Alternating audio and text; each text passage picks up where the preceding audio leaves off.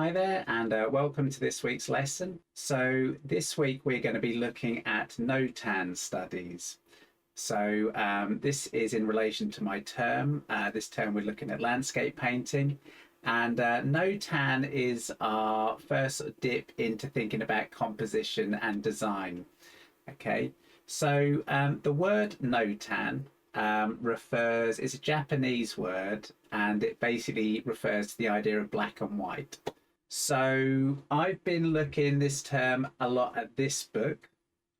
This is Mitchell Albala's book on landscape painting. He wrote another bigger book, but this is his workbook, which I'd really recommend. It's got some excellent stuff. And he has a very nice chapter in here on Notan studies.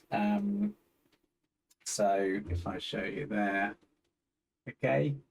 And one of the points that he emphasizes throughout this book is the idea of simplification. So the landscape presents itself in very complex forms. If you think of like black and white photography, you could get, hundreds of thousands of different sort of degrees of light and dark and grays. But when we paint, we have to simplify our composition. And normally, if I ask people to mix like a dark and a light, you're lucky to get more than, say, 8 distinct tones. So even on that level, you really have to simplify your compositions. And Notan takes that step a bit further, and it forces you to look at your scene or your reference and initially just try and boil it down to just a couple of tones. Now, following some feedback from my last class or my last online lesson, I've decided to try and keep this a little bit shorter. So I'm just going to try to give you the nuts and the bolts of it. So the short version is, before you start a landscape painting, do a preparatory sketch. And in that preparatory sketch, try to boil down your scene to initially 2 levels of tone. So to demonstrate that, let's have a look. So this is one I did on Procreate, and it's based on a photograph I took down by Nacton Shores. And in this composition, as you can see, I've reduced it down to black and white. So this is something that I could have done on Procreate or with a black marker. And it's this opportunity to look at my shapes and come up with a pleasing design. Okay, working in purely black and white, that is the purest form of Notan, and it's a very useful exercise. This is another example of a little study I did on Procreate, and again, just playing around with shapes and the suggestion of maybe rocks in water and maybe some sort of structure on top there. But it's a very powerful way of tricking the eye to reading in sort of detail where there isn't any. Okay, and it gives you a very strong basis for a painting going forward. Now, these ones were studies I did a couple of terms ago, and this isn't strictly Notan, but it does, when I was painting them, I was trying my best to simplify the tonal values.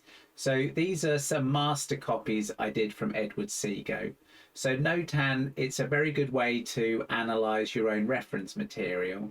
It's also a very good way to analyze other painters' work and try to understand how they're working with tonal values. So this is a whole series I did based on Edward Seago's work. That's another one on Procreate. So that's, again, a simplification of tones. Okay, so here's another Seago. And yes, I had done a course, an online course with, done by Nathan Folks, a very good artist. And he liked to use this technique of, this is watercolor paper and then black watercolor pigment and white gouache. And it's a very good way to quickly lay down a sort of compositional study. Okay, so looking at Seago again there. bring that back a bit. So again, looking at this, so we've got dark, all the sort of, you know, very dark vertical masses of the sails playing against the light in the sky, and not a great deal of light on the water. But as you can see, the lightest light's reserved for the clouds, and just a little few waves just down by the boats there. Okay, so let's just whiz through these. So yeah, I found these very enjoyable to do, and my suggestion is, you know, get into doing these little tonal studies in the week, and it's a great way to practice your thinking about tone, and will help you when you come to do your own compositions. Okay, so now going back to a couple here. So I say this is something I was doing on Procreate, which is an app on my iPad. And again, I find that a very useful way to work through tonal compositions. But other ways you can do it, say you can do it with watercolor. But if you're out and about, just having a sketchbook with you, where you've got, say, a black marker, and I mean, you can buy gray markers, but I would say initially it's good to think about maybe 3 levels of tone, a dark, a mid value, and a light. Okay. Anyway, so what I'm going to do is I'm just going to go through and do a quick demo for you, and show you how I would use it to analyze a scene that I might do a painting of. Okay. Okay, so here we go. So I've got some reference, a reference image here. And so I would just give a little demonstration. So this is how I would think about it in Notan. Now this one is fairly easy. So let's first of all imagine we're doing this as a black and white. Okay, so we're just going to reduce this down. Okay, so we've got some trees there, sort of relatively small trees. Okay, then we've got a little bit of an overlap. So then there's some smaller trees like that.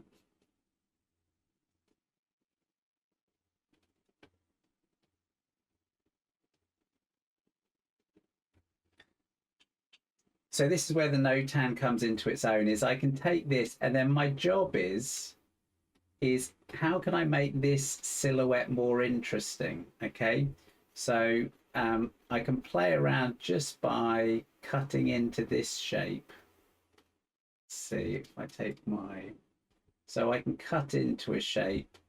Now, if you were doing this more sort of digital, sort of, or with paper, then if you're using white watercolor, you can use white gouache. You can sort of go over, but we can start to sort of cut into these shapes, and make them just ever so slightly more interesting. But you see, once I introduce that, you see, and we get a bit more information there, it doesn't take much, and we're going to have something a little bit more interesting. Okay, so there we go. So that's just, if I just raise that. Okay, so that would be pure Notan. As you can see, it's, I mean, where it could be improved is it's a little bit of a flat line. So maybe making a couple of bigger ones there might make that a bit more balanced. Okay, but simply playing with a composition like that can be good fun. Now, if we take it to a 2 value, then we have a choice. We either, if we've got our mid value, we could put the mid value in the sky and have light land, or we could put the mid value on the ground. So I'm going to put the mid value on the ground. Let's see. So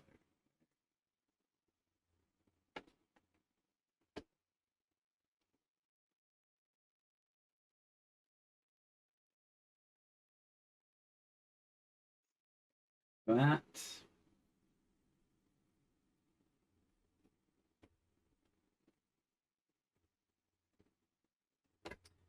Okay, and then that at the moment is my composition.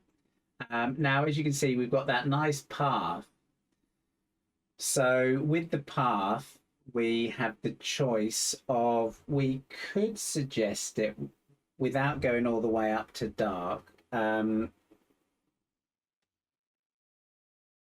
by simply suggesting the sides of the fields that way. We could sort of imply a path like that.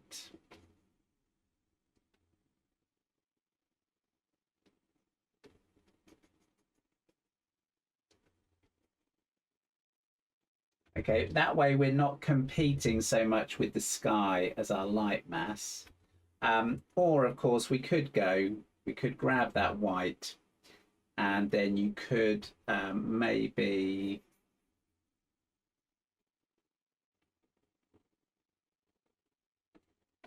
pick out a bit of the path in the distance, maybe that far.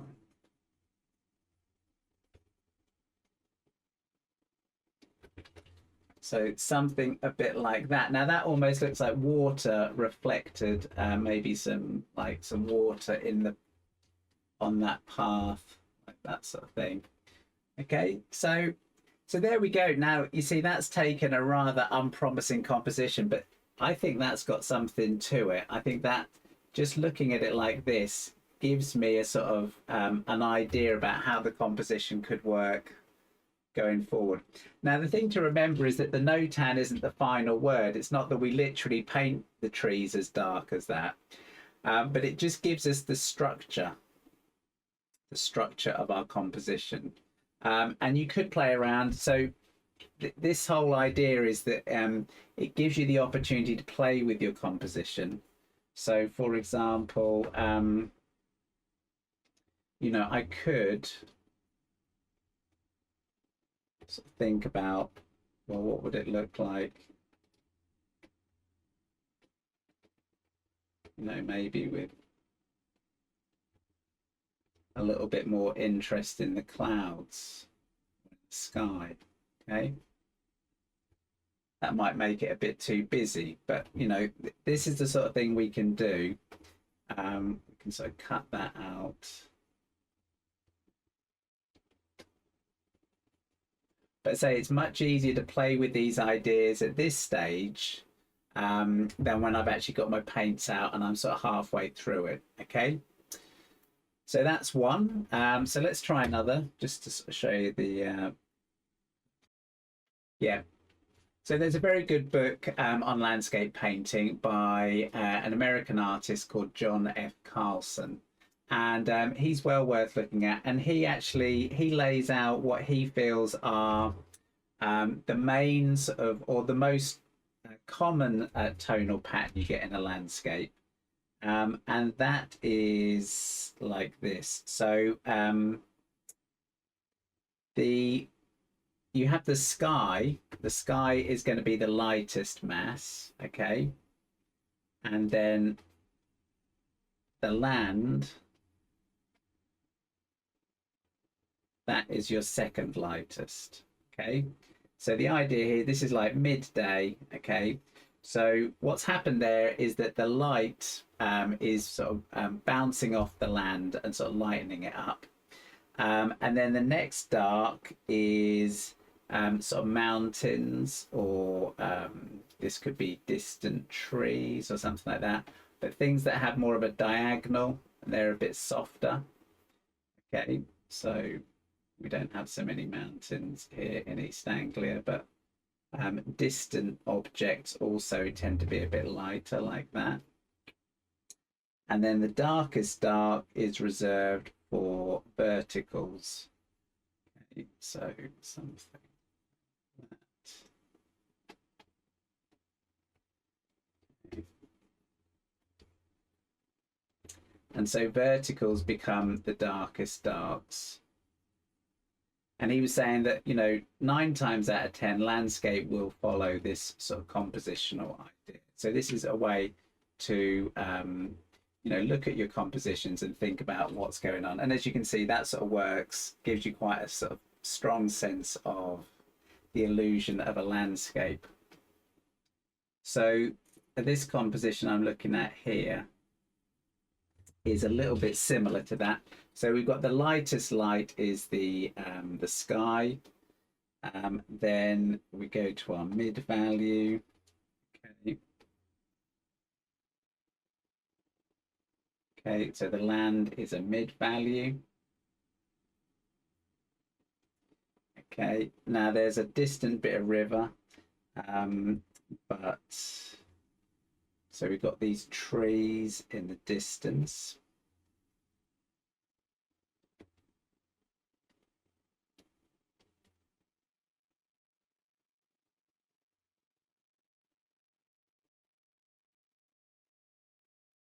So I'll leave a little sliver of light there to be the river. Okay, and then we've got these dark foreground trees. Okay, so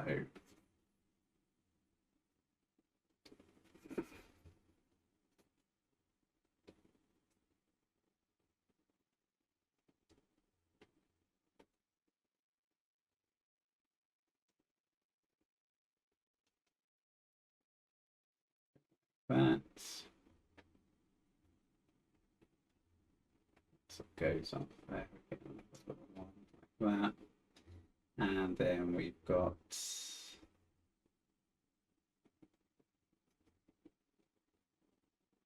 like distant tree like that.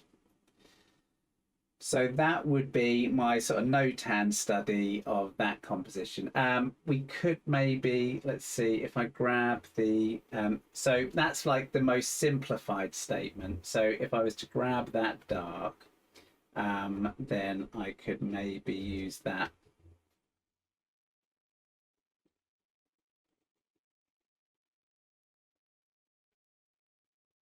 Just to suggest the side of that road.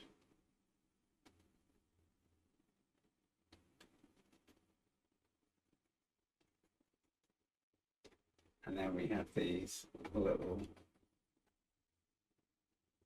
okay, but we don't want to get too much into detail, but I feel that that shape, it's quite a strong shape that's suggesting perspective and depth. So that would be quite a useful one. Okay.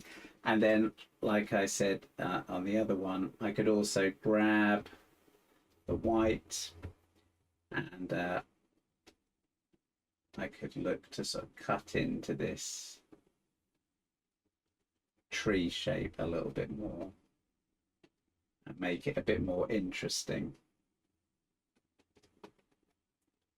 So this one.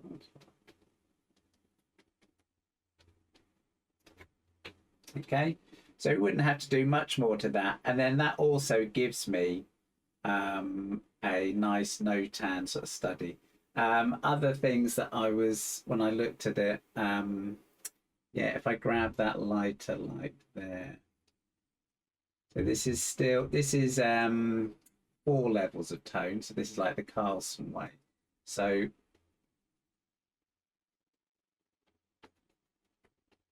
we've got some of that goes up into there.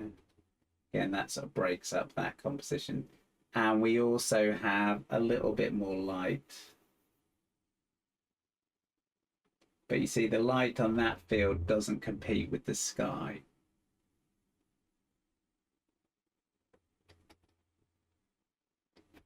Stick in a little suggestion of some boats.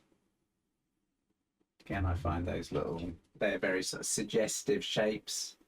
And there we go. So that's another little Notan study. So as I was saying, I would fill up some sketchbooks with these little studies. You can try with just the 2 tones or the 4 tones or 5 tones, but any more than that, even when I did these Seago ones, I was really sort of, these have got quite a lot of tonal values, and these are more like just pure tonal studies. But I mean, this one is, as you can see from a tonal point of view, it's a very simple idea with a sort of, it's a light sky, but it's slightly off. You got the dark silhouette of the trees and then a little bit of light in the distance. But yes, so this gives you a real understanding of the nuts and the bolts of a painting. Okay. Okay, so this is why I think it's a good one to study. So this is what we'll be doing this week. I want you to bring in your own reference material that you're going to paint, and I want you to go through this process of simplifying the scene, and then using that as the basis to go ahead and paint the picture.